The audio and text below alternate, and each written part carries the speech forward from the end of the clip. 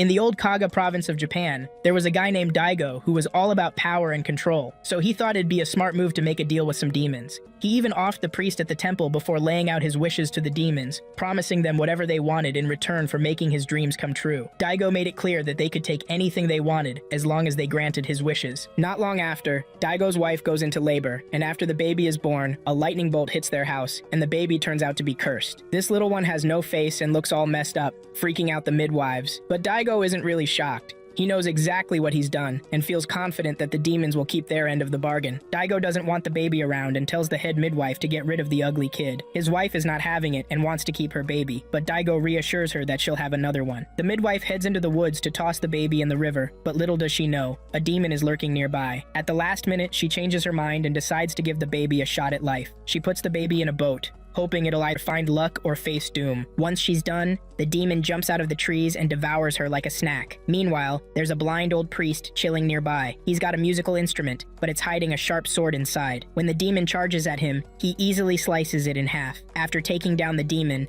the old priest senses the baby floating away in the boat, a little one nobody knows about, drifting into the unknown. Fast forward 16 years, and we meet Dororo, a troublemaker who's got beef with some local thugs who think he's stealing their stuff to sell. Dororo bolts while the thugs chase him down. There's also this weird kid in town, completely covered up with his face hidden. Dororo keeps messing with the thugs until they catch him by the river while he's busy petting a stray dog. The thug leader threatens to off the dog unless Dororo complies. What a jerk. Dororo decides to take the beating instead of fighting back, but being the stubborn dude he is, he grabs a rock and whacks the leader with it. This just earns him another round of beatings, but he doesn't give up. He throws another rock, this time hitting the leader right in the eye. The leader gets furious and decides it's time to end Dororo's life since he won't back down. The thug leader shoves Dororo's head underwater and tells his goons to grab a straw mat to wrap up Dororo's body before tossing it away. While he's busy trying to drown Dororo, he doesn't notice this weird kid standing on the bridge. His crew points him out, but the kid seems totally zoned out, looking in a different direction. Only Dororo picks up on that. Suddenly, the thugs spot what looks like trash floating down the river. Before they know it, that trash turns into this nasty beach monster. The monster takes out the thug leader in no time and goes after the other two. They try to run, but the monster's got some serious reach and pulls them back before gobbling them up. Once it's done with them, it turns its attention to Dororo. The monster grabs Dororo. The strange kid jumps in to save the day. This kid's got two swords attached to his arms, and with some quick moves, he takes down the monster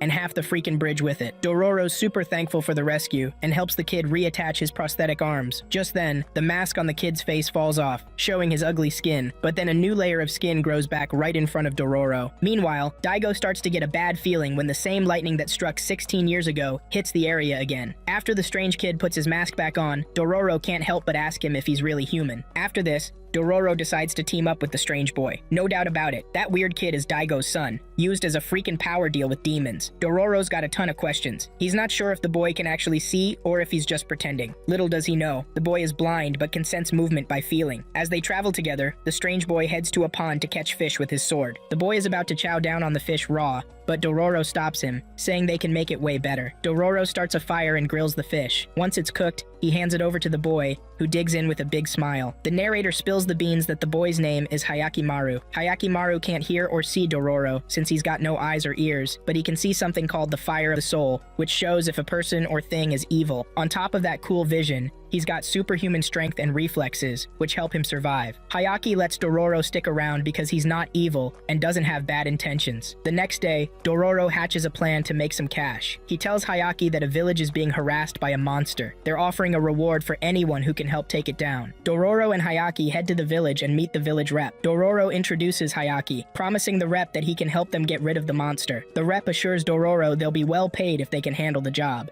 He also mentions he's filling in for the village chief, Bandai, who's sick and stuck in bed. Dororo and Hayaki are taken to the horse stable for the night. This is the best night these two knuckleheads have had in ages. During the night, a creepy figure that looks like a monster enters the stable. The big-headed figure has a bell, which freaks Dororo out. He tells Hayaki to take out the monster, but Hayaki doesn't move until the figure leaves. Once it's gone, the village rep comes back to ask Dororo why they didn't deal with the monster, but Dororo lies, saying they'll get it next time. He's still shaken up from almost becoming Monster Chow, but keeps it cool. The next morning, Lady Bandai wants to see them. The two boys go to the chief's place, and as soon as they walk in, Hayaki pulls out his sword, ready to go after the woman, but Dororo stops him, scolding him for wanting to attack a human instead of the monster. The villagers show up and hold Hayaki back. They then lock the two boys in a more secure room. Dororo doesn't waste any time before giving Hayaki a hard time for wanting to take out the kind and beautiful lady who welcomed them. Inside the room, they find the old priest locked up too. The priest tells them he was told about a monster they wanted to get rid of, but as soon as he showed up, they locked him away. He's blind but realizes he's seen Hayaki before. The priest explains to Dororo that people like him can see things that regular eyes can't,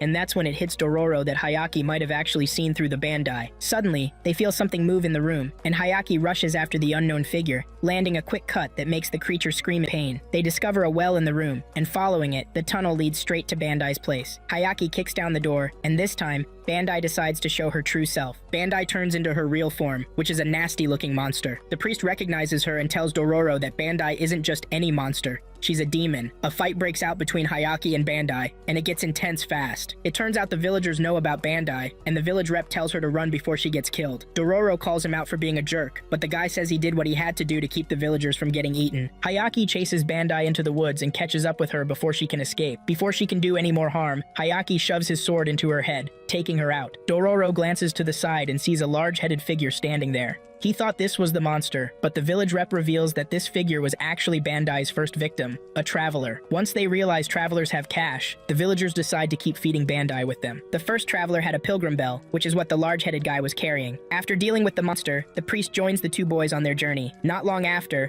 Hayaki writes his name in the sand for the old priest to read to Dororo. With that, Dororo finally learns the strange boy's name. Meanwhile, it looks like Daigo is having some trouble with the demons he made a deal with. In a flashback, there's this doctor named Jukai who's totally dedicated his life to helping injured and weak people. He doesn't charge a dime for his services. Jukai makes prosthetic limbs to help folks who've lost an arm or a leg. He's so committed to his work that he barely sleeps, always busy crafting prosthetic arms and legs for those in need. Turns out, Jukai used to roll with the ruthless Shiba clan, where he was an enforcer who took out a lot of enemies in a brutal way. But one day, he had a change of heart when someone unexpected died. He tried to end it all by jumping into the sea, but a ship rescued him and took him to a foreign land where he learned how to make prosthetics. Jukai then came back home to help people with his new skills. He saved a boy named Kanami, who ended up becoming his apprentice. Kanami really admires Jukai for his dedication to helping others, which makes him work even harder. But one day, Kanami discovers Yukai's dark past, and it hits him hard. His own dad was killed by the Shiba clan. Feeling betrayed, Kanami confronts Jukai and almost takes him out, but Jukai begs for his life. He explains that he's not begging for himself, but for the boy he's working on. Jukai wants to save the kid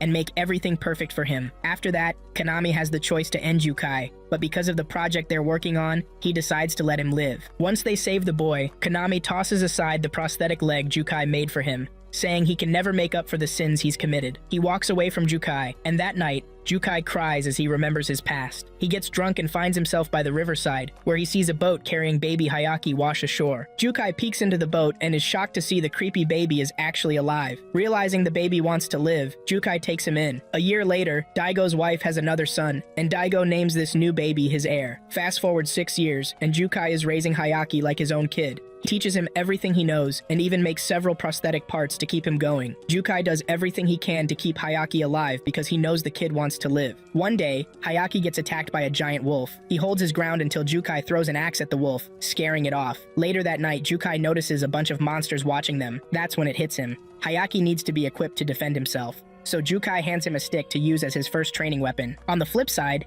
Daigo's kid Taho is also getting stronger and is even known as a sword-fighting whiz. Fast forward a few years, and Hayaki has turned into a serious contender after going through some intense training with Jukai. He's got no fear, which means he's not shy about charging at enemies and monsters. Whenever he came home banged up, Jukai was right there to patch him up. Jukai just wants the best for the kid, helping him push through his struggles so he can chase his destiny. But at some point, Jukai starts to wonder if he might have messed up by creating a monster, because Hayaki is really good at taking down beasts. One day, after taking down a beast, Hayaki grows a real, natural right leg, leaving Jukai scratching his head. But Jukai starts to piece things together. He knows about the deals people make with ghouls and demons. Jukai figures that Hayaki must be the result of one of those deals. Later, he gears Hayaki up with everything he needs to survive, and decides it's time for him to go solo. He gives Hayaki the emblem he found when he was just a baby, hoping it'll help him find his real parents. They share an emotional hug before Hayaki finally sets off on his journey. Now, in the present day, Hayaki seems to be getting the hang of life with the old priest and Dororo by his side. He's also started to feel pain after taking down the last monster. Next up, Hayaki and Dororo end up crashing at a young lady named Osuchi's place. She's out in the woods not too far from town, living solo, but seems to be waiting for her older brother, who went off to war 5 years back. Dororo thinks the brother's probably dead, but he keeps that to himself. Not long after, they spot a dude covered in sword cuts. Hayaki doesn't waste a second and bolts into the woods, with Dororo right behind him. A moment later, they stumble upon some dead bodies lying around in a pool of blood. Suddenly, the guy who did it pops out from the bushes and goes after Hayaki,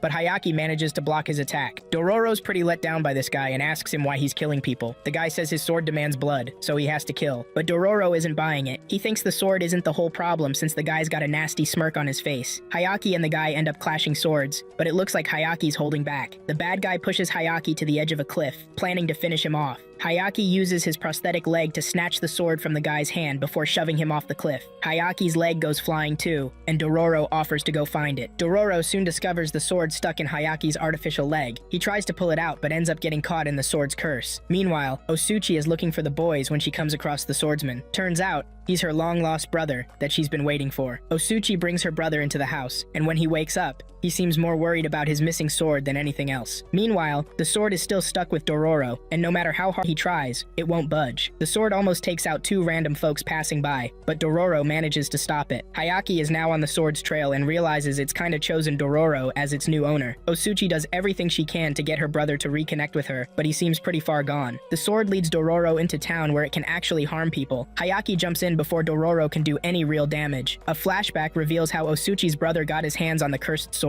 His commanding officer ordered him to execute an unarmed enemy. The guy doesn't want to go through with it, but when the general tells him to off himself instead, he thinks about his sister waiting for him back home. He still wants to see her since they don't have anyone else to call family. Osuchi's brother agrees to take out the enemy, and the general hands him a dull sword to do the job. This sword has a legend attached to it. People say it gets sharper with every kill, but it craves blood afterward. It's just a rumor, until Osuchi's brother takes down the first guy, and the general tells him to keep going with the rest of the captured enemies. Once he's done, the demon inside the sword kicks in, and now it's thirsty for more blood. The general who ordered the slaughter ends up on the sharp end of the blade too, and that's how the swordsman earns the nickname, Phantom Killer. Fast forward to today, and Hayaki is clashing swords with Dororo. Dororo is just trying to escape because he thinks Hayaki wants to kill him, but Hayaki is really just trying to get the sword out of his hands. Meanwhile, the Phantom Killer ditches his sister because the sword is calling to him, totally forgetting all the promises they made. In town, Hayaki manages to pry the sword from Dororo's grip. Dororo is grateful for the rescue, but the sword has drained his energy, and he passes out. Hayaki gently lays him down on the ground when the Phantom Killer shows up to reclaim his sword. It's round 2 between Hayaki and the Phantom Killer. Osuchi leaves the hut and heads into town. When she arrives, she finds Hayaki and her brother in a fierce battle. She pleads with Hayaki not to kill her brother, but the Phantom Killer is too far gone to save. Hayaki has no choice but to get serious and take him out before things spiral out of control. Osuchi is left to watch over her brother's lifeless body as the rain falls on them. After the fight, Hayaki feels that familiar sensation, and this time, he grows natural ears. It's clear now that every monster he takes down brings him closer to being whole. Hayaki's new ears should be a blessing, but he's still struggling to get used to all the sounds. Everything feels way too loud, like it's crashing into his brain all at once. Dororo has to tie a piece of cloth around Hayaki's head, just so he can function and ease the pain. They're chilling by the fire when suddenly, a bird monster attacks them. Normally, Hayaki would handle this monster pretty easily, but with his new sense of hearing, he's having a tough time. Hayaki can't move right or dodge the beast's attacks, which ends up getting him hurt. Just when it looks like the bird is about to finish them off, the old priest shows up and slices the bird into tiny pieces. After the fight, they lay Hayaki down so he can rest. Dororo thinks about heading to the next town to grab some meds for Hayaki, but the old priest tells him it's not safe to go right now. The priest explains that the Kaga clan is gearing up for war against the Sakai clan, making it dangerous for travelers. He leans in close to Hayaki and speaks softly into his ear, helping him figure out what a human voice sounds like compared to other noises. The next morning, Hayaki wakes up to a beautiful lady singing nearby. He gets up to find out where the song is coming from, and soon discovers the singer, Mio. Mio notices Hayaki is blind, and while she's helping him, Dororo and the old priest show up. Mio takes the 3 of them to the old temple where she lives. Hayaki still needs to rest and heal from his battle injury. Mio introduces them to other kids living in the temple, kids who've been orphaned by the war and are disabled in one way or another. Mio is responsible for taking care of the kids, and she does this by working at the soldiers' camp. One of the kids tells Dororo that Mio works at the Sakai camp, serving food to the soldiers at night. She sleeps during the day and works all night. Later, the old priest leaves the temple to find a way for them to escape the war. Meanwhile, Daigo and his wife are starting to notice that things aren't going well again, just like 16 years ago. As time passes, Hayaki finds himself drawn to Mio's lovely voice. One morning, he waits for her to come back and asks her to sing for him. He moves his mouth to show Mio what he wants, and Dororo picks up on it and tells her. As requested, Mio sings for him, and her voice helps ease the pain Hayaki is feeling. Not long after, the priest comes back from his trip with some good and bad news. He found a spot where Mio and the kids can settle down, and he checked it out himself. It's far from the war, so they won't have to constantly look over their shoulders. But here's the catch. There's a demon living on that land. The old priest thinks this demon is pretty dangerous, but once they deal with it, the land is theirs for the taking. As soon as Hayaki hears about the fertile land and the demon, he jumps up, ready to take it down. Dororo tries to stop him because he's still healing from his injuries. Even the old priest knows Hayaki would want to fight the demon, but he's surprised at how eager he is. The priest decides to take Hayaki to the demon's lair, and Dororo begs him to keep an eye on Hayaki. Once Hayaki and the priest leave, Mio shares her plan to work even harder. She tells the kids she wants to take on jobs at both the Kaga and Sakai camps to earn more money, even though it's risky. She knows they need cash to move to a new place. Worried about her safety, Dororo decides to follow her secretly. Later that night, Hayaki and the priest arrive at the demon's territory. The priest tries to talk Hayaki out of fighting since he's not fully healed, but Hayaki is as stubborn as they come. They jump right into the demon's lair to confront it. Meanwhile, Dororo is shocked to see Mio serving the soldiers in a way that's not exactly safe. While battling the demon, Hayaki miscalculates and leaves himself open for an attack. The demon crushes Hayaki's right leg, and he screams out in pain. The priest manages to get Hayaki out of the demon's lair before things get even messier. Dororo bumps into the priest and Hayaki on their way home. Hayaki's missing a leg, but the priest reassures Dororo that Hayaki's not gonna die from his injuries. They take Hayaki back to the temple, and when Mio comes back the next morning, she nearly freaks out when she sees how bad Hayaki looks. Without wasting a second, Mio grabs a cloth to clean him up and take care of his wounds. Dororo sees this and walks away, feeling frustrated because he can't look at Mio the same way anymore. He talks to one of the kids, who tells him that Mio has promised to work hard for them to have a better life. Mio even plans to set up rice paddies in the future, which she'll manage with the kids. This gives Dororo a light bulb moment about why Mio is doing what she does. Meanwhile, at Daigo's place, his son Taho is itching to prove himself. He begs Daigo to let him join the war to take out Saiki quickly, but Daigo says no. Daigo just tells Taho to get back to training, which ticks him off. Taho ends up taking his anger out on his mom, saying she doesn't care. To cool off, Taho hops on a horse and rides out with his retainers. They scold him for being so casual with his mom. Taho admits that his mom loves him, but he feels like there's something or someone else his parents care about more than him, and he just can't figure out what it is. He knows they're keeping secrets from him and wants to find out. Back at the temple,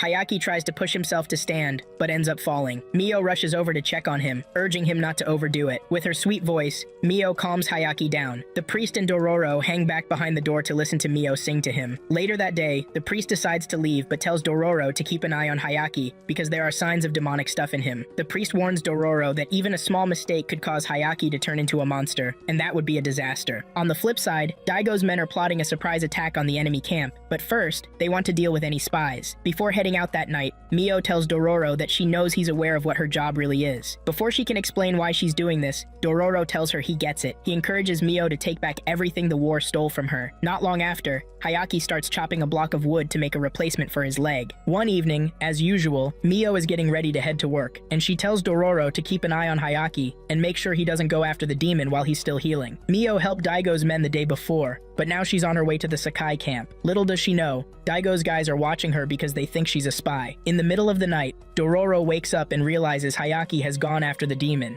even though he's got a wooden leg. Dororo leaves the temple to find Hayaki and hopefully bring him back before things get messy. When Mio comes back the next morning, she's shocked to find out Hayaki has gone to fight the demon. Unbeknownst to her, Daigo's men followed her home. The fight between Hayaki and the demon is brutal, but Hayaki is super determined this time, and he manages to take the demon down by chopping off its head. It was supposed to rain, but as soon as Hayaki defeats the demon, the rain just stops. Dororo finds Hayaki after he's taken out the demon. Luckily, Hayaki has his leg back, but Dororo gives him a hard time for running off without telling anyone. Things go south when they return to the temple and find Daigo's men slaughtering the kids. They've taken out everyone and even set the temple on fire. Dororo slowly approaches the temple, and when he sees Mio lying on the ground, he tries to rush over to her, but the squad leader grabs him and throws him aside. Just when Dororo is about to be finished off, Hayaki saves him by slicing off the squad leader's hand. Dororo still doesn't get what's happening until he hears Mio's weak voice as she's slipping away. At that moment, Hayaki loses it and screams in agony. Before the soldiers can react, expect. Hayaki takes them down in the most brutal way. Dororo watches this unfold and remembers what the old priest said about Hayaki turning into a monster if he's not careful. The only soldier left is the squad leader, who's missing an arm. Hayaki is about to finish him off, but Dororo stops him, begging him not to become a monster. Thanks to Dororo's plea, the squad leader gets to live, even though he doesn't deserve it. Dororo calms Hayaki down and shows him the grains of rice that Mio managed to get from the soldiers, meaning she didn't lose in the end. Hayaki carries Mio's body, and the next morning, he and Dororo bury Mio and the kids before leaving the temple. The only thing Hayaki can remember Mio by is her beautiful voice and the sweet song she used to sing for him. Dororo and Hayaki are on their adventure when they run into a monster spider that's draining the life out of her victims. As you'd expect, Hayaki jumps in to take her down. He manages to hurt the spider, but she webs him up against a tree and makes a getaway. Dororo frees him from the web, while the spider hides in the woods, looking for her next meal. She needs human life force to fully regain her strength. Later that night, Dororo and Hayaki stumble upon a village dealing with a kidnapping problem, which has made security super tight. Dororo sees this as a golden opportunity because they can solve the issue and get paid for it. The next morning, a villager named Yajiro finds the spider lady, and thinking she needs help, he takes her in. Yajiro brings the spider lady to his home and cares for her, even feeding her. She's shocked by his kindness and the way he talks. This is the first time she's met a nice human like Yajiro, and she starts to rethink her plan to make him her next victim. Not long after, Dororo and Hayaki spot a notice from the authorities saying that anyone who brings the kidnapper to justice will get a reward. This is a sweet deal for Dororo, since he believes a monster is behind it. He decides they should make this their mission, and tells Hayaki they need to track down the monster. Since the monster only comes out at night, they plan to wait until then to hunt, but they need to move fast to score that cash. They're running low on food and are just scraping by on weeds and small fruits. When Yajiro gets home, the spider lady is even more impressed with him because of how he talks. He believes all life is equal and shouldn't be taken. That night, she feels tempted to drain Yajiro's life force, but fights the urge because he's clearly a good guy. The next day, Dororo and Hayaki learn that another villager has gone missing. This is surprising since they were on watch all night, and Dororo starts to think maybe the kidnapper isn't a monster after all. The spider lady notices Yajiro sneaking out at night and asks him why. Yajiro admits he has another job he does after dark. Meanwhile, the spider lady is getting weaker since she hasn't fed on anyone's life force. She confesses to Yajiro that she's a monster, but insists she's never killed anyone. She just drains their life force and lets them recover. Yajiro is concerned for her and tells her they need to get her out of the village to see a doctor. That night, Yajiro grabs the spider lady to get her out of the village, but they run into Hayaki and Dororo. Dororo is pumped that they finally caught up to the monster lady. He tells Yajiro to move aside because the lady he's trying to protect is actually a monster. Dororo even accuses her of being the one kidnapping people. That's when Yajiro steps in and sets Dororo straight. He admits he's the one who's been kidnapping people. Turns out, he's been helping folks escape the village because the ruler is super strict and treats them badly. They can't even leave the village, which is why Yajiro had to sneak people out. Just then, the guards pop up from their hiding spot. Looks like they've been tracking Yajiro too. The whole story about rewarding anyone who brings Yajiro to justice was just a lie. The lord of the area doesn't want the villagers to leave so they can keep working in the quarry. The guards try to grab Yajiro, but the spider lady jumps in and webs them up. Hayaki pulls out his sword to go after the lady, but she and Yajiro take off. The guards call for backup while Hayaki and Dororo chase after them. The spider lady uses her web to swing across the mountain with Yajiro in tow. She's still weak, which means she needs to drain the life force of at least 5 people. The soldiers are hot on their heels, and so is Hayaki. Yajiro gets the spider lady to a spot on the mountain where she can actually escape. She doesn't want Yajiro to go back to the village because the soldiers will definitely kill her. The spider lady wants them to escape together. Yajiro agrees, and just as they're about to slip through a small opening, the guards show up and shoot Yajiro with arrows. The spider lady gets furious and goes after the guards. She takes them down and feeds on them while protecting Yajiro. Hayaki also shows up to fight the spider lady because he sees her as a threat. The spider lady is ready to go dark, but Yajiro urges her not to kill anyone since she hasn't done that before. She listens to Yajiro and curls up next to him instead. At that moment, the red color Hayaki sees in the lady fades away, turning white, which means she's now a pure soul. Hayaki lowers his sword and lets the spider lady and Yajiro escape together. The next morning, Hayaki and Dororo leave the village to continue their adventure. In a nearby village, a dark cloud rolls in, freaking everyone out. This isn't just any cloud, it comes with a monster. To keep the monster happy, the villagers decide to sacrifice a bride. Dororo and Hayaki are in the area when they bump into the bride's supposed brother. This dude, Saru, is rocking a wolf pelt, making him look pretty badass. When Dororo hears about the monster situation, he tells Saru they can help him get his sister back. The monster always demands a bride to avoid munching on the whole village. So, Saru heads up the mountain to rescue his sister, with Hayaki and Dororo ready to back him up. But here's the twist. Saru's sister doesn't want to be saved. She tells him she chose to be sacrificed, not forced. She's doing it to protect the village from being wiped out by the monster. Just then, Hayaki and Dororo pop out from their hiding spot, promising to save her and the whole village. Suddenly, the monster shows up on the mountain, covering everything in its black cloud. The first to go are the guards, who get sucked up and spat out. Things are looking rough because Hayaki can't see through the dark cloud, making it hard to find the monster. It's the first time he's lost his sight, and he feels super vulnerable. The monster emerges from the clouds, and it's a giant centipede. They're powerless to stop it, and it ends up swallowing Saru's sister. But when the sun breaks through, the monster retreats. Once the cloud clears, Saru looks completely crushed and bummed that he couldn't save his sister. He takes Dororo back to his place in the mountains. Turns out, the girl isn't even Saru's real sister. Saru's an orphan living in the mountains, and humans always chase him away. One day he got hurt, and it was the bride who helped him. He was just a kid back then, but he's always thought of her as his big sister. Saru is heartbroken over losing her, but is determined to get revenge since that's all he has left. Dororo feels let down that they couldn't beat the monster, and promises to help Saru get the justice he deserves. Meanwhile, Hayaki is sulking because he felt useless against the monster, just sitting there tossing rocks. Now, it's up to Dororo and Saru to tackle the monsters solo. To make things worse, they realize the monster is about to get even bigger. Their only option is to lure it out into the sunlight, its only weakness. They shake hands, looking all cool about it. That night, as they sleep, Hayaki gets close to the kids and sees how sad they are. Later on, Saru and Dororo kick off their plan. Dororo's job is to lure the monster to a specific spot. He pulls it off without getting chomped, which is a win. They've got fire arrows ready to go, and they unleash them all on the centipede, making it scream in pain. But that's not enough to take it down. The monster shakes off the flames and comes back even angrier. Just when it looks like the kids are about to become a snack, Hayaki shows up and starts shooting arrows at the beast. Turns out,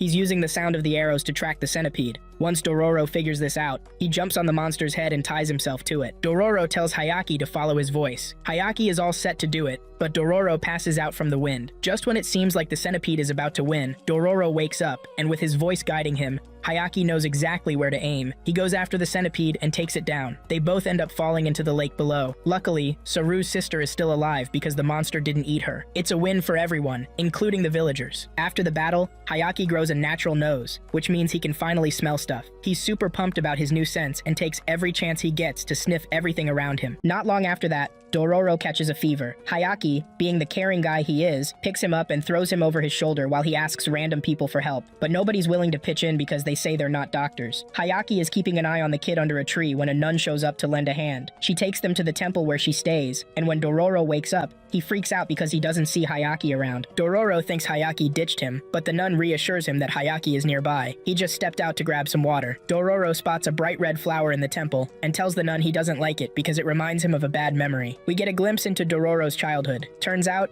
his dad was the leader of a rebel group fighting against samurais because of their endless wars. Dororo's dad was a skilled fighter, and Dororo wants to be just like him. One time, his dad and his crew got ambushed by some samurais, but being the badass warrior he is, Dororo's dad led his guys to victory. He had a rule: only hurt samurais, not anyone else. Dororo once asked him why he goes after samurais, and his dad said it's his way of teaching them a lesson. Later on, the old man's right-hand man, Itachi, suggests they stop fighting the samurai, saying they must have learned their lesson by now. He even proposes teaming up with the samurai going forward, but that just ticks off Dororo's dad. He punches Itachi in the face and warns him not to say something like that again. Not long after, Itachi betrays the group to the samurais, leading to their downfall. Dororo's dad survives, but he's shot with arrows to weaken him. Itachi tells the old man that times have changed, and he needs to change too. Dororo's family loses everything and is left to scavenge like peasants. During this time, Dororo sees the harsh realities of war and how people are struggling. One day, the family stumbles upon a bunch of samurais burning down a village. The old man has no plans to fight and decides to just walk away, but one of the samurais recognizes him by his weapon and comes after him. The old man has to defend himself, and even though he's hurt, he takes down the samurai easily. In the end, he gets impaled by a spear, but makes sure to take his killer down with him. Dororo lost his dad, leaving him with just his mom. They keep traveling through a tough region, eating whatever they can find. His mom keeps pushing him to stay alive so he doesn't get caught up in the brutal wars. Dororo's just a kid, but he's been through a lot. One day, they hear that samurais are giving out free food at the temple. Since they're starving, they have to go check it out. This is their only shot at survival, so they gotta take it. When they get to the temple, they find out Itachi is running the whole thing. Instead of feeling sorry for Dororo's mom, Itachi mocks her and her kid. When it's time for her to grab her food, she has no choice but to scoop the hot food in her hands, while Dororo eats to stay alive. Itachi strolls over to gloat and makes fun of them, saying they need to be smarter if they want to make it in this harsh world. Not long after, Dororo and his mom are walking walking through a field of red flowers when she finally collapses because she just can't go on anymore. Dororo's mom dies right there in the field, leaving him all alone to fend for himself. After sharing his story with the nun, Dororo tells her that's why he can't give up. When he finally drifts off to sleep, the nun tells Hayaki to look after Dororo because he's fragile. In a surprising twist, the nun reveals that Dororo is actually a girl,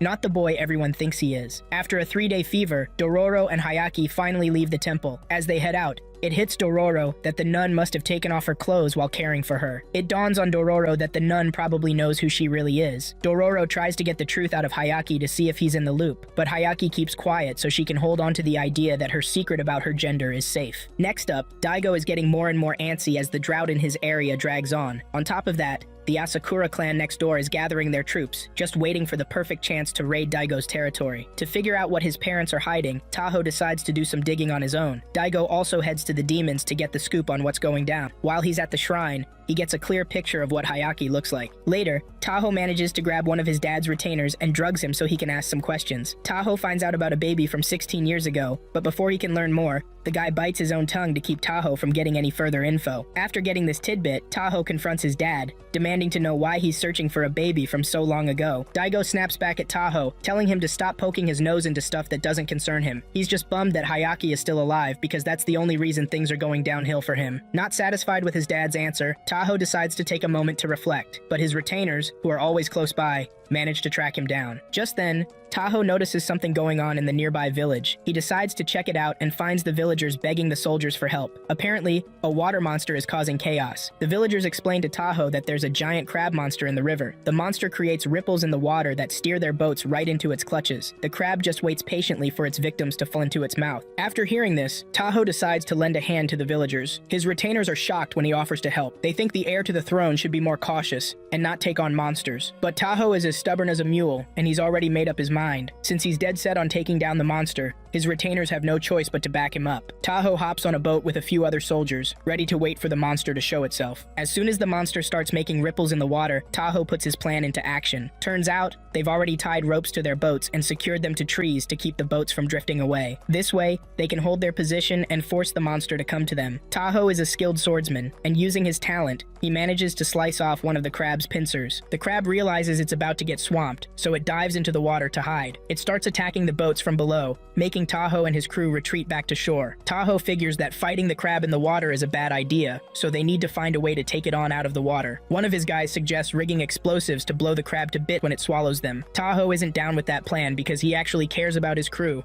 and doesn't want to lose any of them. Taho is set on protecting his dad's land, so he's determined to find a way to take down the crab. A moment later, an idea hits him, and he gathers everyone together. He tells the villagers he's going to need their help to beat the crab monster. Everyone is ready to back Taho as long as they can take the monster out. The villagers chop down big trees in the forest, and with those, they build a lock gate that they carefully place in a part of the lake. Once the whole plan is ready, they lure the crab out. When the crab is in the spot they want, they use the lock gate to drain the water in that area, leaving the crab wide open for whatever they want to do. Now face to face with the crab, Taho vows to take it down. He and his crew charge at the monster, landing several cuts on its body. Meanwhile, the villagers grab stones to throw at the crab. This gives the crab an idea, and it uses its pincers to grab the stones and smash the lock gate, letting water flow back to where it is. This totally messes up their plans because now the crab is back in its element. Just when the crab is about to take out one of Taho's guys, Hayaki shows up out of nowhere and takes down the monster, saving Taho's friend. Hayaki is standing on the monster's body, looking all badass. It seems like fate is finally bringing him back to his family. Since it's the first time in 16 years,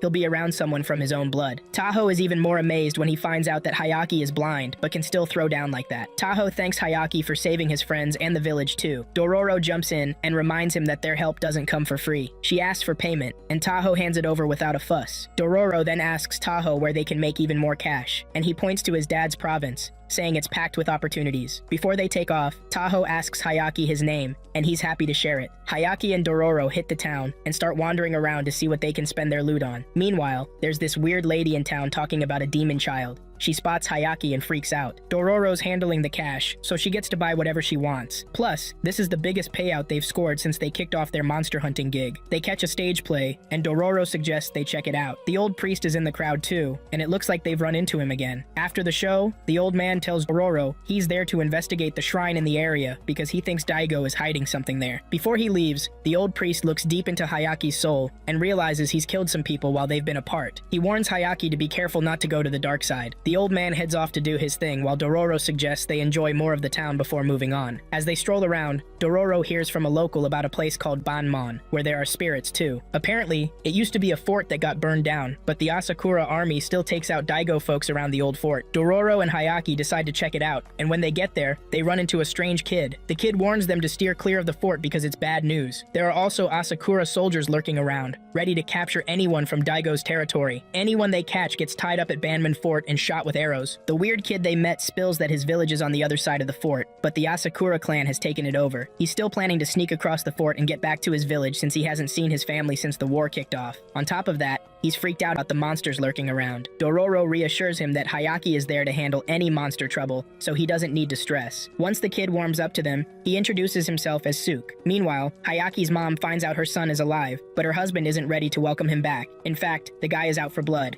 He wants to take Hayaki out for messing with the land's good fortune by not just dying when he was supposed to. That night, Daigo heads out to find Hayaki. At the same time, Hayaki and the boys are gearing up to tackle the Banmon monster chilling around the Banmon fort. They were expecting one monster, but it turns out to be a whole pack of spirit foxes. Hayaki's got a lot on his plate if he's gonna take these monsters down. He starts slicing through them, and Suk decides it's his chance to cross the fort. Dororo tries to stop him because it's risky, but Suk's already made his move. Hayaki then clears a path for Dororo to chase after Suk, leaving him to handle the monsters alone. Meanwhile, Taho is dead set on figuring out what his dad is hiding. He also runs into that strange lady who's always talking about the demon child. It seems like she knows something he doesn't, so he decides to grill her. The fight between Hayaki and the monsters goes on, and at one point, the foxes team up and take him down. Meanwhile, Suk looks like he's been captured by the Asakura soldiers. Hayaki manages to chop down the monster, and just when things are about to heat up, it gets even crazier. Daigo shows up with his armed crew. On the flip side, Taho has now found out how his dad sacrificed his son to the demons. Hayaki peeks into his dad's soul to confirm he's a real jerk. His dad then hits him with a nasty comment, calling him a demon child. Even though Hayaki isn't your typical kid, those words hit hard as he bolts away from his father. Meanwhile, Dororo's also been captured along with Suk. When Dororo comes to, he finds himself in a prison with other inmates waiting for their doom. Suk's in the same cell, and when Dororo asks about his village, Suk says it's completely wiped out. Suk's village is gone because the Asakura clan destroyed it. In the cell,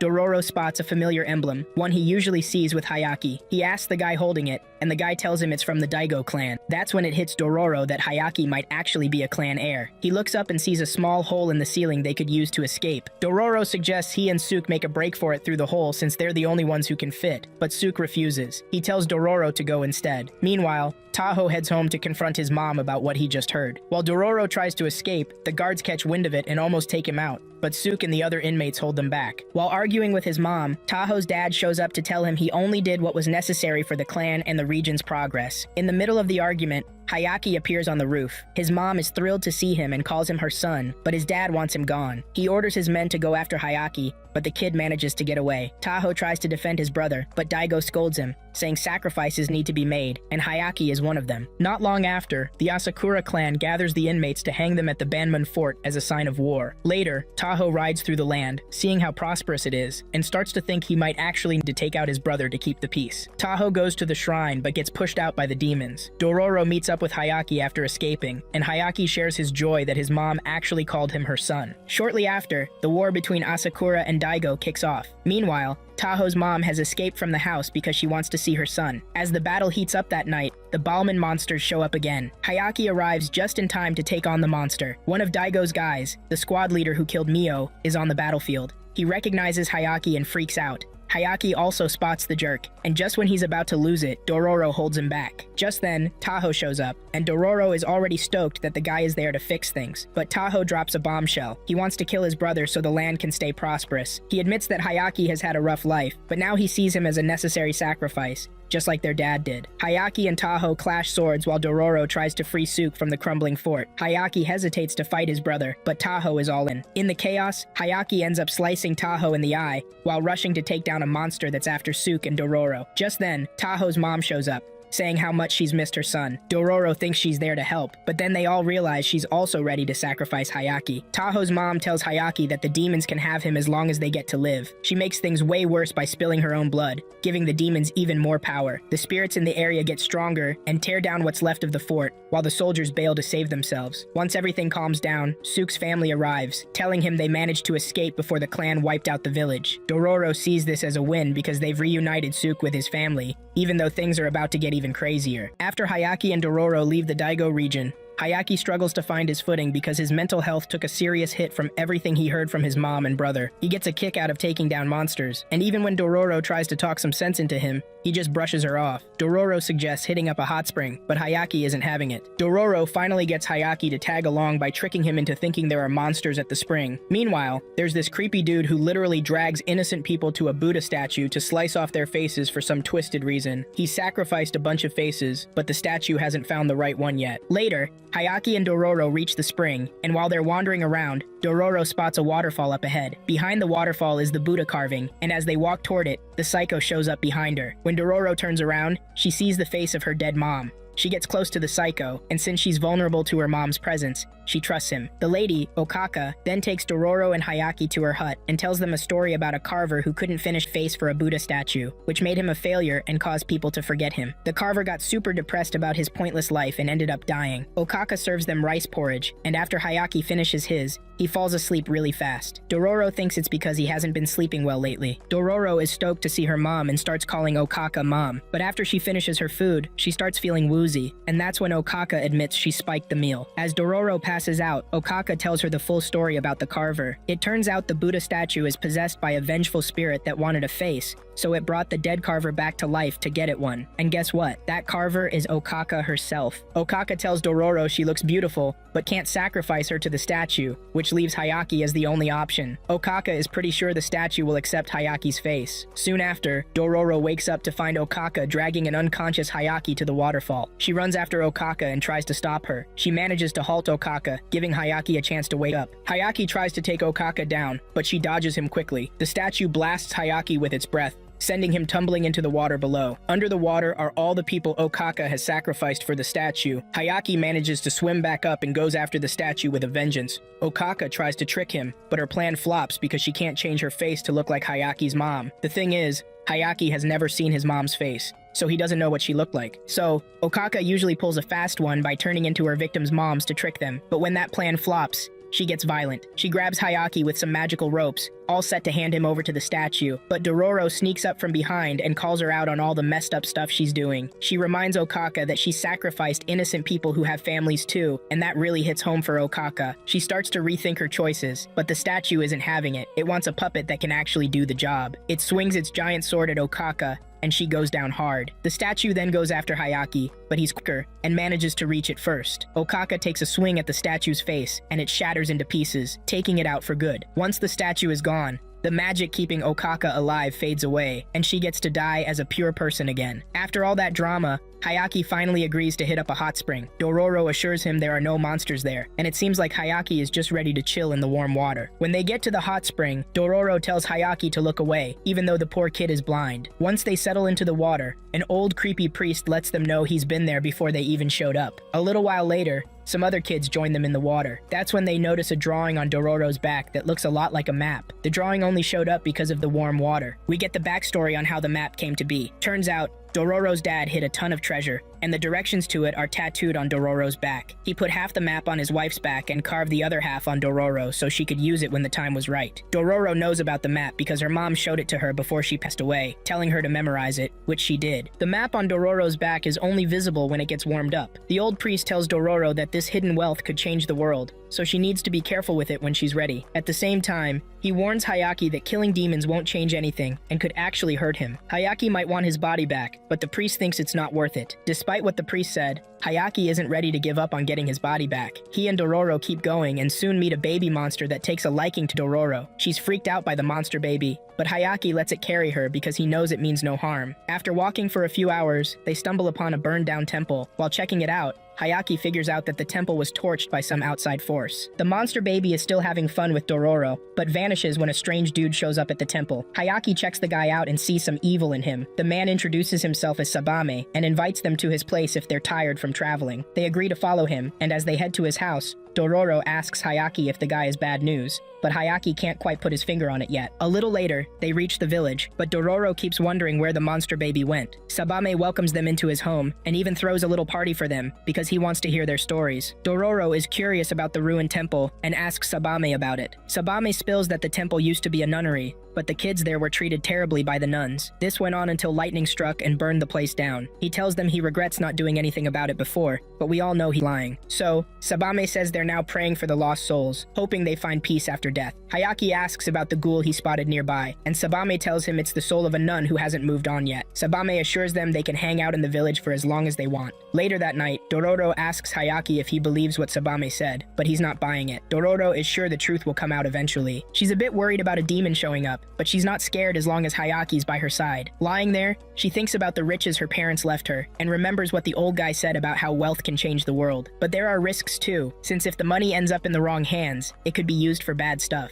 Not long after, Dororo spots a monster looming above them. At first, she thinks she's seeing things because Hayaki isn't reacting to the creepy caterpillar monster. Just when the monster lunges at them, Hayaki jumps up and slices it back. The monster spits silk at Hayaki and tries to escape, realizing it's no match for him, but Hayaki breaks free and goes after it, stabbing it in the chest. The monster hits the ground but won't give up. Then, the caterpillar's mom, a moth monster, shows up. It releases some annoying gas to push Hayaki and Dororo away, while grabbing its kid and bailing. To avoid any future issues, Hayaki and Dororo decide to clean themselves off, since they don't know what that moth gas is made of. Meanwhile, it looks like Sabame actually knows what's going down in the village. The moth monster runs to him, and Sabame reassures it that he'll make sure Dororo and Hayaki become its next meal. The next morning, Sabame rolls in like nothing happened last night. They get served some food while Sabame takes the chance to brag about how rich the village is. He tells them that the village is living it up because they're blessed by the heavens. He also lets them know they can stick around as long as they want. Later, Dororo and Hayaki split up to snoop around the village and see what Sabame is hiding. Dororo runs around the village but doesn't spot anything weird.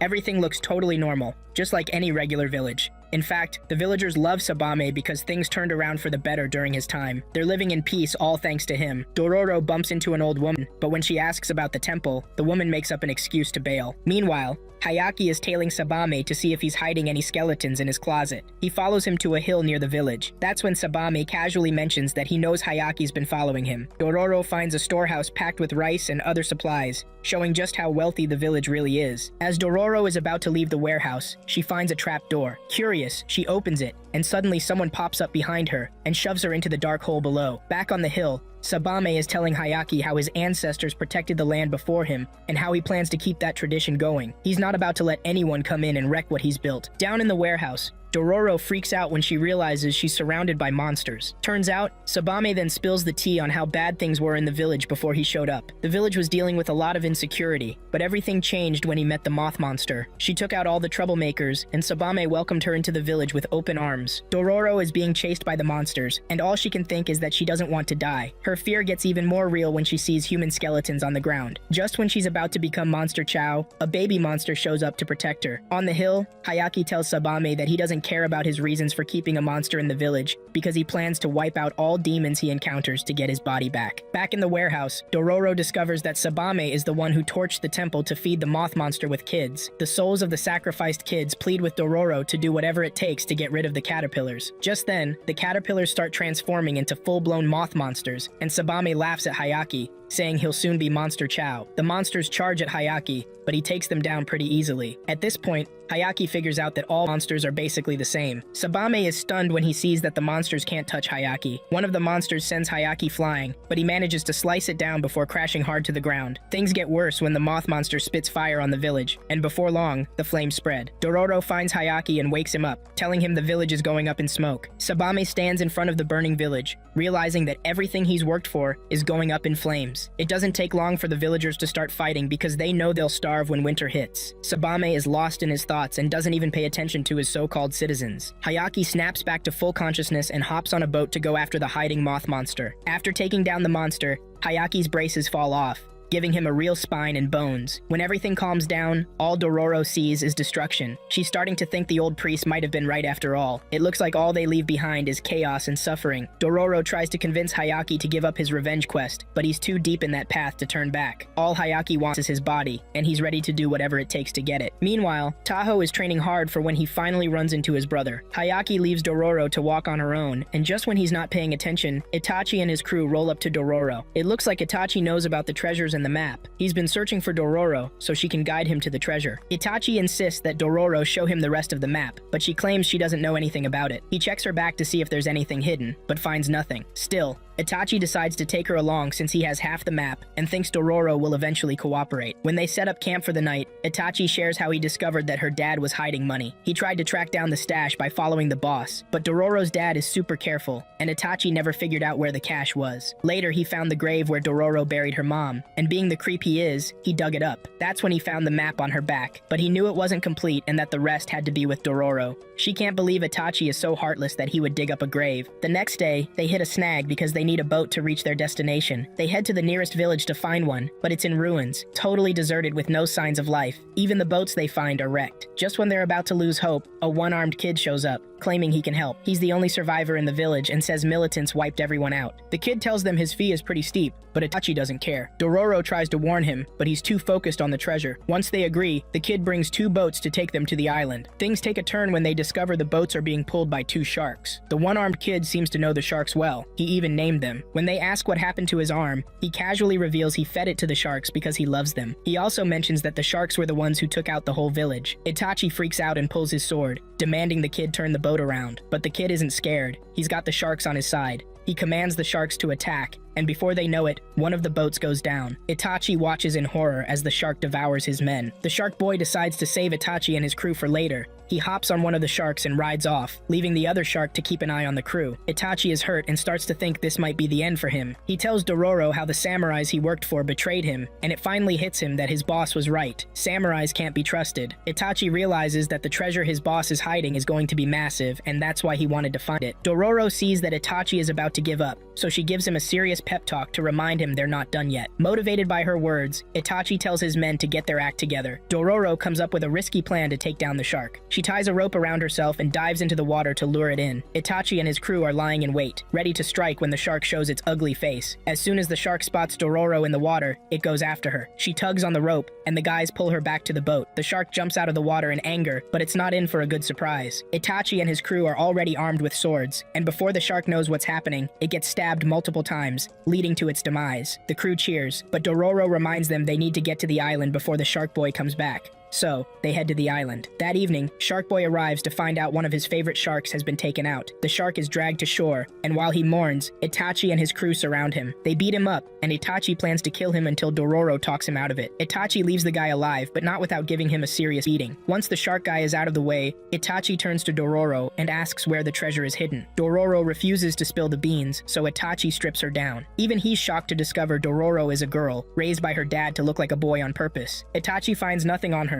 and is about to give up when the fire warms her back, revealing a hidden map. Now that Itachi has what he needs, he ties Dororo to a tree and heads off to find the treasure. While they're gone, the shark boy wakes up and vows to take revenge on the whole crew for taking out his beloved shark. Jukai is still all about helping people who are missing limbs or just need a hand. He's on a battlefield doing his thing when a monster rolls in. The monster takes out an old guy Jukai was with, but leaves Jukai alive for some strange reason. Monsters just don't seem to mess with him. Then, Hayaki shows up and takes down the monster. Jukai is totally shocked to see Hayaki. It's been ages since they last met. Jukai walks over to Hayaki and gently touches his face like a dad would to his kid. He brings Hayaki back to his cave and fights the urge to call him his son, even though he raised him. Jukai is still questioning if he did the right thing by giving Hayaki everything he needed to become a killer. Hayaki tells Jukai he needs a new prosthetic left leg because his current one is busted. Jukai doesn't respond right away, but makes sure Hayaki gets some food. While he's munching, Jukai learns that Daigo is Hayaki's dad. Meanwhile, Hayaki's mom is recovering from her own injuries. Jukai can't believe Hayaki has the power to either save or destroy Daigo's country. He decides not to make a new leg for Hayaki because he knows Hayaki will just go out and fight monsters again. Jukai sees that Hayaki is more dangerous now.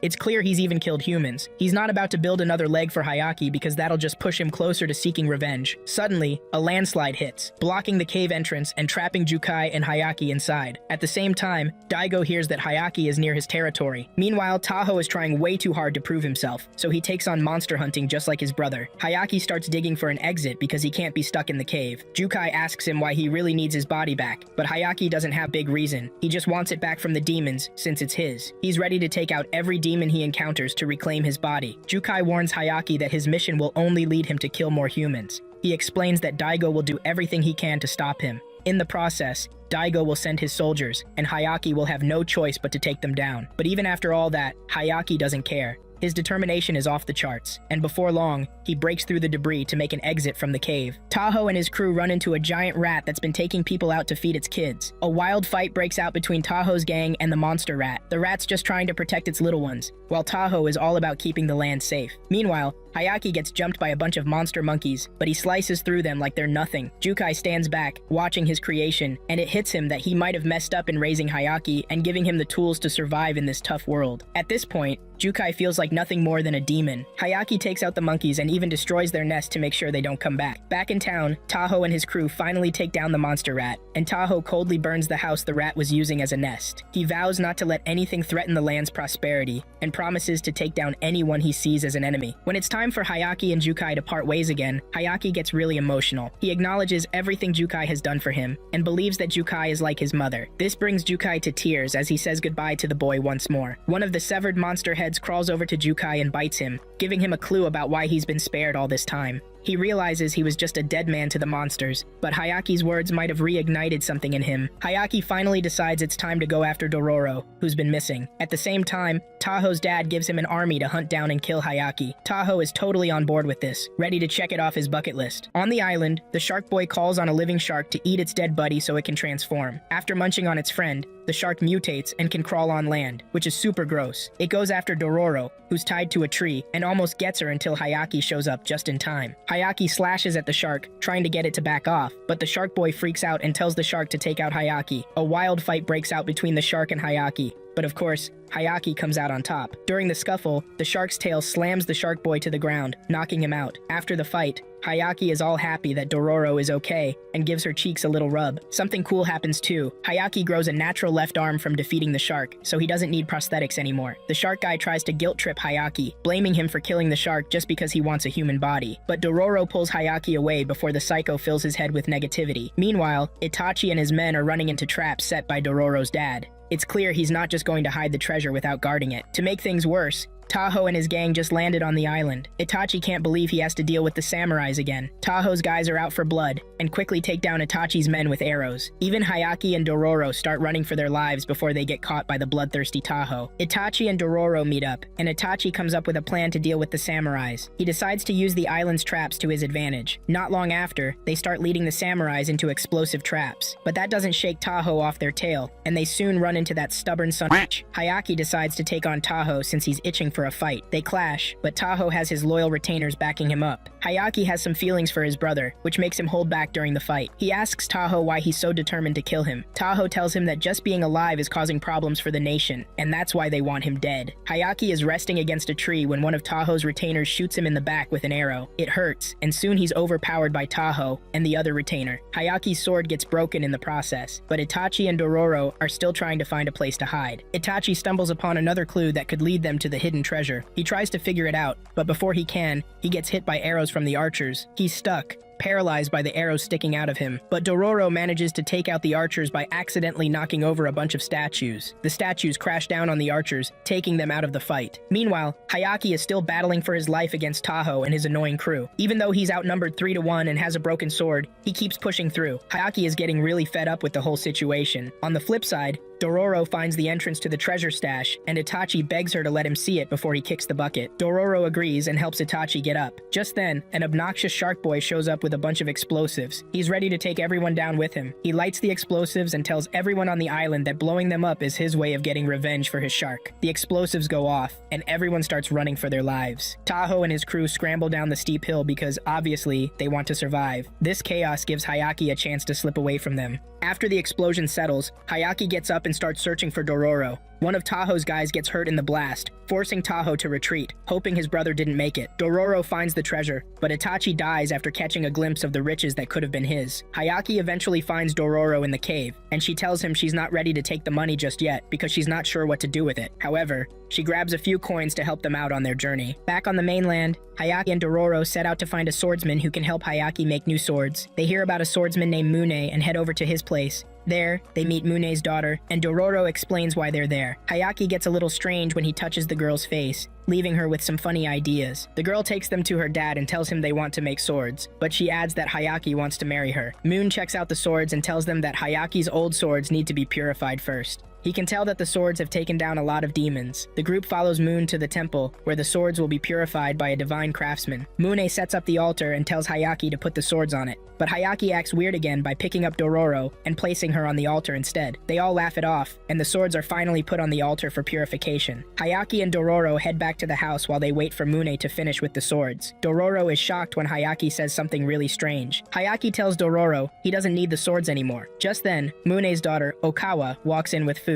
Dororo is even more shocked when she realizes that Hayaki and Okawa are talking about getting married. Hayaki doesn't seem to mind at all, and Dororo seriously wants to believe he's joking. She tries to figure out if they're for real, and when she realizes they are, she angrily storms out of the room. Dororo decides to investigate the whole situation. She puts on a funny mask and starts crawling around the rooftops like a ninja. She listens in on Hayaki and Okawa's conversation, and is blown away when she hears they're already planning their wedding. She falls off the roof and crashes into the house to confront Hayaki about what he's thinking. Dororo storms out again, but Hayaki doesn't even seem to care. That night, Dororo sneaks into Mune's workshop to throw away Hayaki's swords, since he claims he doesn't need them anymore. Just as she's doing this, Mune shows up wearing a scary mask. Dororo almost freaks out until Mune takes off the mask and reassures her he's not a monster. He asks why she's trying to get rid of the swords, and Dororo explains that Hayaki suddenly lost interest in their journey, which seems totally ridiculous to her. Dororo doesn't think Hayaki understands how she feels. She's been through a lot with him, and all she wants is to help him through tough times. She can't believe he's giving up on their journey. After pouring her heart out,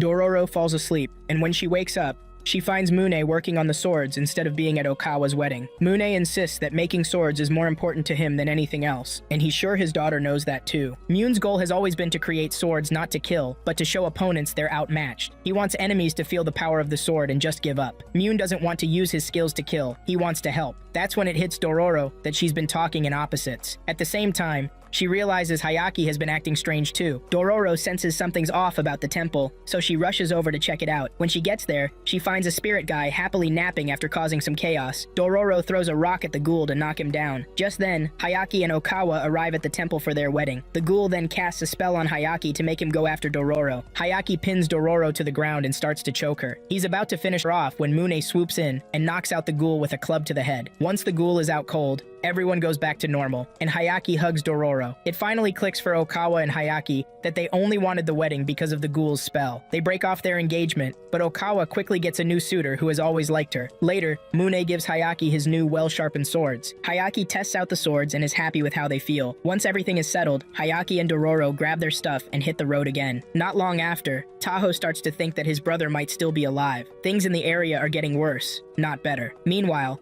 Hayaki is still on his mission to take down demons. He and Dororo soon arrive in a vibrant region that seems free of demons. They bump into a samurai who claims he's there to hunt the same beast they are. The samurai says he's been tracking the beast for 6 months. To back up his story, he shows them claw marks on his chest. Apparently, the beast killed his mother, and that's why he's after it. After a quick chat with the samurai, Hayaki suggests they move on. They're there to kill a demon, not to chit-chat with a stranger. They reach the beast's lair, and Dororo promises the samurai they'll avenge his mother. The beast soon appears, looking even scarier than the ones they've faced before. It has several monster bodies fused together, with serpent-like legs and a body like a big cat. Hayaki charges at the demon and lands a few hits. Just then, the samurai jumps into the fray, and both Hayaki and Dororo are shocked to see him backing the beast. Dororo can't believe it and asks the samurai why he's fighting for a monster that killed his mom. The samurai replies that his mother is already gone, and there's nothing he can do to bring her back. Instead, he's decided to send others to the afterlife to join her. That's why he made a deal with the beast to bring it food to satisfy his twisted cravings. He also gets a kick out of watching his victims beg for help before the beast takes them out. The beast charges at Hayaki and Dororo, but the ground beneath them gives way, and they fall. Meanwhile, Hayaki's mom realizes that out of the 12 demons meant to eat her son, one didn't. That's why Hayaki survived the attack at birth. Dororo passes out from the fall, and when she wakes up, she sees Hayaki standing over her. She tries to move but struggles because her hand is stuck in the rubble. To make matters worse, water starts gushing up from the ground. Hayaki gets anxious and tries to pull the rocks off her, but he keeps failing. A flashback shows the samurai and his mom traveling through the forest when they were attacked by the same beast he now protects. He gets slashed in the chest while his mom is left exposed for the beast to devour. The water has completely covered the spot where Dororo is sitting, and she's drowning. Hayaki is super frustrated and starts banging his head against a rock. Just when Dororo is about to lose her life, the old priest shows up to help. He uses his sword to clear away the debris and pulls Dororo out from under the water. Hayaki is relieved that Dororo is safe, but that just makes him angrier because she would have died if the old man hadn't stepped in. Hayaki gets even more determined to get his body back and heads into the forest to take down the beast. When Hayaki reaches the beast's lair, he looks all furious and ready to fight. The samurai thinks the beast's scary appearance will freak Hayaki out, but he's totally wrong. The beast charges at Hayaki, but he blocks the attack and throws it off. The samurai can't believe Hayaki isn't scared, and we get another flashback into the samurai's past. Turns out, he was a coward who couldn't save his mom. She actually survived the beast's attack, but out of fear, he cut off her hand, leaving her at the beast's mercy. The samurai comes back to the village with a heavy heart. Some guys show up to help him get revenge for his mom, but instead of fighting the beast, he enjoys watching those guys get torn apart while they beg for their lives. He tries to convince himself that everyone would be scared if they saw the beast, so he shouldn't be blamed for his mom's death. The samurai wants to project his fear onto everyone else, but seeing Hayaki bravely fight the beast proves him wrong. Hayaki manages to slice off part of the beast's head, but the samurai throws himself to the beast so it can mutate and become even scarier. Even with that, Hayaki still takes down the beast.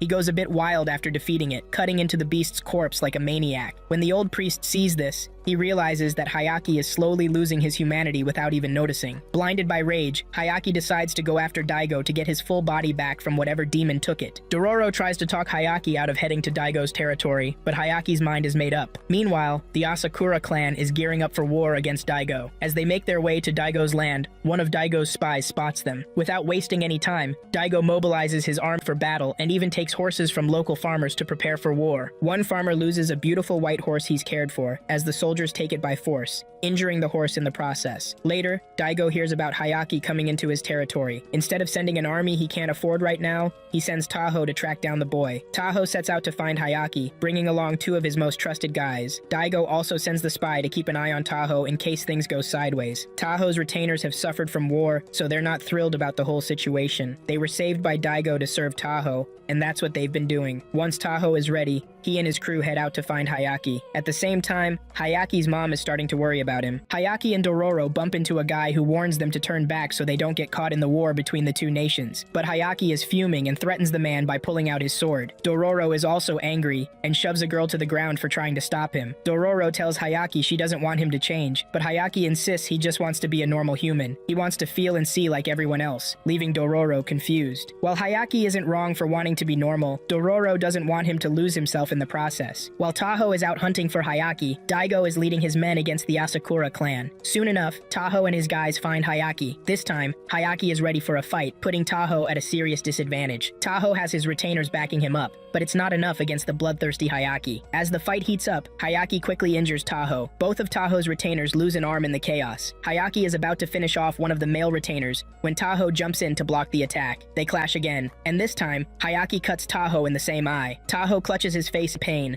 realizing Hayaki is the real deal. Furious, Taho vows to kill Hayaki, but just then, Daigo's spy swoops in to intervene. The spy is riding the stolen white horse and has strapped explosives to it. He pushes Hayaki off a cliff while making a getaway with the horse. Dororo tries to chase after her brother, but the spy grabs her and holds her hostage. He tells Taho to retreat, saying it's an order from his father. When the spy sees Tahoe isn't backing down, he knocks him out with a sedative. The retainers don't like the spy using Dororo as a shield, but they can't do anything since they're both injured and one-handed. They ride away as Dororo calls for Hayaki, hoping he survived the explosion and the fall. Later, the horse comes back as a vengeful spirit, and things are about to get way worse. As Dororo is being taken away, the crew rides past Jukai, who spots the family emblem that clearly shows they're Daigo's guys. Meanwhile, Hayaki has healed up from his injury, probably thanks to that vengeful white horse now turned ghoul. Hayaki is angrier than ever because the enemy had the guts to snatch Dororo away from him. Tahoe's retainers are sent to a rehab camp to recover. Things aren't looking too good for the female retainer since she caught a disease before heading to war. She's quarantined in a room to keep her from spreading it to others. The female retainer begs the male retainer to keep Tahoe alive, and Tahoe promises the lady that she's got her back. Meanwhile, Dororo finds herself stuck in a cell, but she's shocked when Hayaki's mom shows up to rescue her. Hayaki's mom wants Dororo to reunite with her son so he can hold on to his humanity. She's curious about Hayaki, but Dororo calls her out, reminding her that she pushed him away when he needed her. When the guards almost catch them, the woman lets Dororo hide in her clothes, and for a moment, Dororo feels the warmth of a mother's embrace. The woman sneaks Dororo through a hidden route out of the palace. At the same time, the female retainer breaks out of her room and heads to the shrine. Dororo and Hayaki's mom make it outside the palace, but the woman decides to follow Dororo because she wants to see her son. Elsewhere, Hayaki and the horse are on a mission to wreck everything that belongs to Daigo. Dororo and Hayaki's mom hop on a boat together, but things don't go as planned when the boat goes over a waterfall, and Dororo passes out. Later, she wakes up to the white horse baby licking her face. Once she's back to her senses, she sees the old priest is there too. Dororo asks the old man if he saw Hayaki's mom, and he takes her to where the woman is. They find themselves in some sort of refugee camp, and Daigo's wife is helping out. Everything is turning upside down.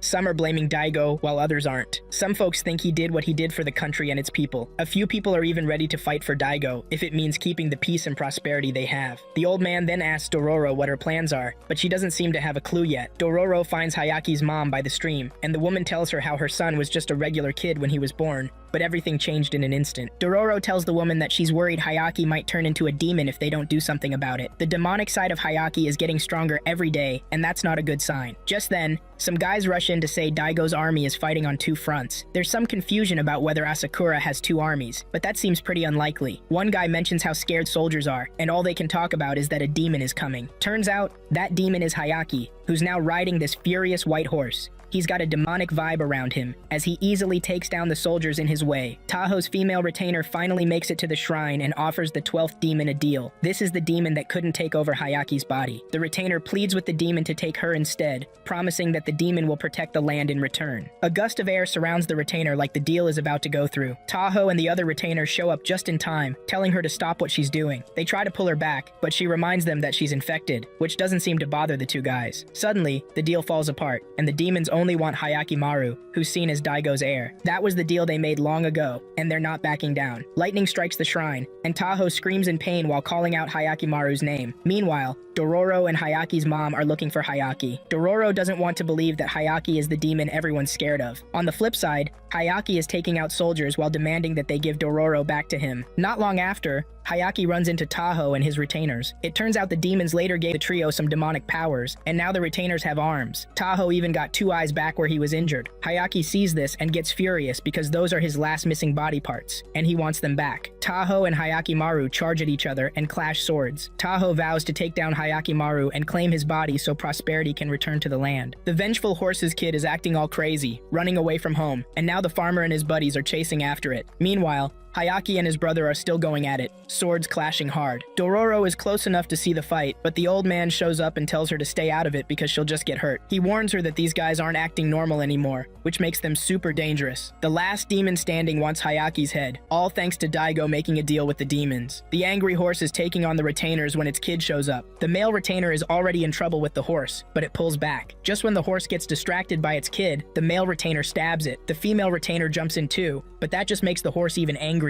It rips off the male retainer's head and delivers a brutal kick to the other one. The two retainers use the last of their life force to stab the horse again, making sure they go down with it. The vengeful horse collapses as its kid rushes over to give it a kiss. Tahoe ignores the fight with Hayaki and runs to his dying friends. The moment the two retainers kick the bucket, Hayaki gets his two arms back. Tahoe comes after Hayaki, forcing him to hold his swords with just his palms to defend himself. Hayaki drops to the ground, breathing hard. His mom tries to talk to him, but Taho stops her, seeing Hayaki as just a lifeless thing. Taho calls Hayaki a curse that needs to be erased. In that moment, Hayaki stands up and bolts, but Taho is right on his tail. Dororo starts crying because she doesn't want Hayaki to turn into a demon. Taho keeps chasing Hayaki through the grasslands until Hayaki finally decides to stand his ground. He wraps his palm with a cloth to hold his sword without getting hurt. Hayaki goes on the offensive, and Taho realizes Hayaki now has a longer reach thanks to his new arms. It's Taho's turn to retreat, but Hayaki chases after him. The doctor sees them and gets worried about Hayaki. Meanwhile, Dororo is trying to think of a solution. She gets an idea when someone mentions what makes a country great. Dororo realizes they've been taking advantage of Hayaki's goodwill while they should be working for their own success. On the battlefield, Daigo jumps into the fight against Asakura,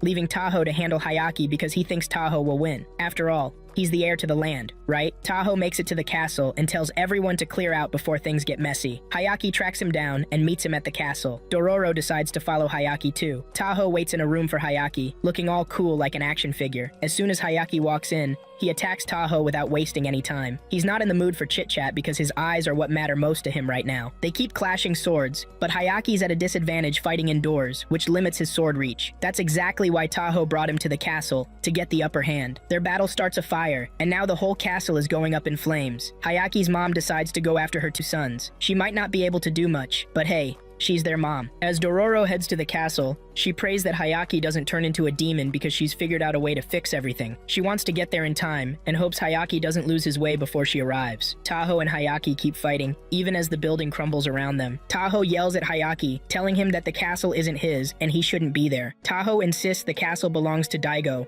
but this only makes Hayaki want it even more. Their fight goes on as Taho claims Hayaki has no right to be in the castle. Taho tries to convince Hayaki that he's the rightful heir since he was born and raised there, while Hayaki is just an outsider. But as Taho talks, Hayaki realizes Taho is missing something too, just like him. Dororo shows up at the castle, but instead of going in, the old man tells her to stay outside because Hayaki's mom is sneaking in through a secret entrance. Hayaki's mom gets inside with help from Jukai, who's already there. It's the first time he sees her, but he instantly knows she's Hayaki's mom. The fight between Hayaki and Taho heats up, but Hayaki gains the upper hand. He has a chance to behead Taho but decides against it. Instead, he slices Taho's sword, leaving Taho shocked. Taho immediately runs out of steam and asks Hayaki why he didn't finish him off. Hayaki says he spared him because they're the same. He believes his brother is just as human as he is. Just when it seems like everything is winding down, the demons aren't ready to let that happen. They activate Taho's demonic energy, forcing him to rip out Hayaki's eyes and hand them over. Hayaki receives his eyes, completing his body parts. Dororo, tired of waiting outside, rushes into the burning castle to save Hayaki. A demonic aura rises from the ground, but Hayaki pushes his sword into it, sending it away. He collapses from the pain of getting his eyes, but his mom and Jukai are there to help him. Hayaki's mom hugs him tightly, apologizing for not fighting for him when she should have. She confesses her deep love for him. Just then, they hear Dororo calling for Hayaki, and the adults urge him to leave. Hayaki stands up to meet Dororo, but his eyes are still closed. As he's about to leave, he finally opens his eyes to see Jukai and his mom. These are the two people he considers his parents, and he gets a good look at them for the first and last time. Once Hayaki and Dororo are safe,